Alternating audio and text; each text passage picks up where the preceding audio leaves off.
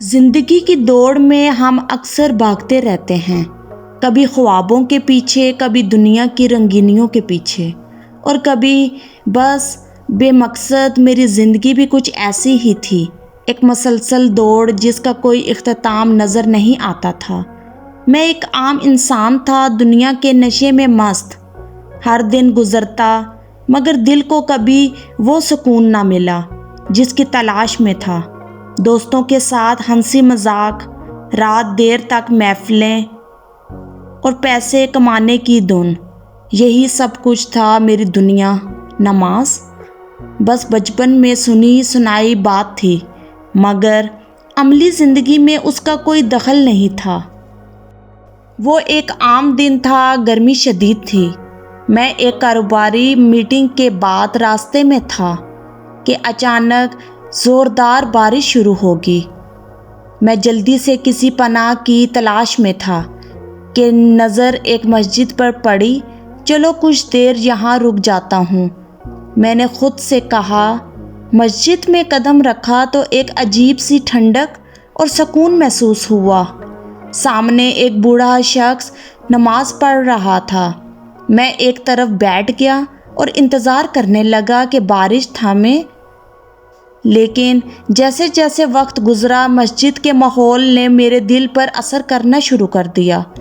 اذان کی آواز گونجی اور وہ الفاظ دل پر اثر کرنے لگے جیسے کوئی اندر سے جھنجھوڑ رہا ہو، حیا علی الصلاۃ، حیا علی الفلاح۔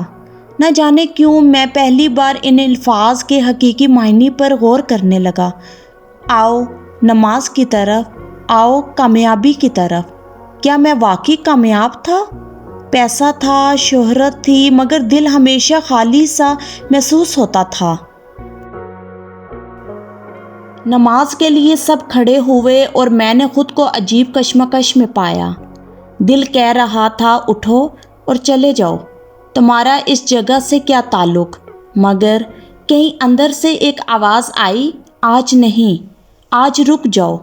میں نے وضو کیا اور پہلی صف میں جا کر کھڑا ہو گیا۔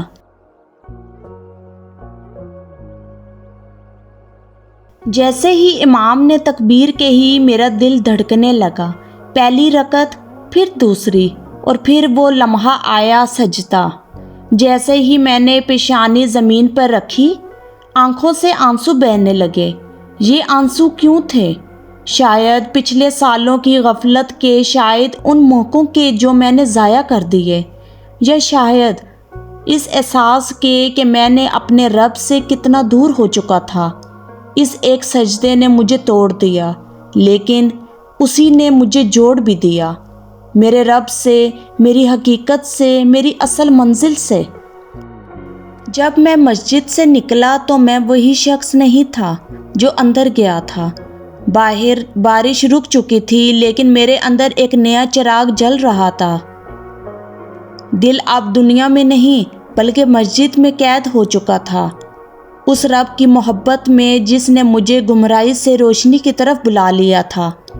اس دن کے بعد میں نے زندگی بدل دی۔ نماز اب محض ایک رسم نہیں تھی، بلکہ میرے سکون کی سب سے بڑی وجہ بن گئی۔ دنیا کی دوڑ اب بھی جاری تھی، مگر اب میں جان چکا تھا کہ اصل کامیابی کہاں ہے۔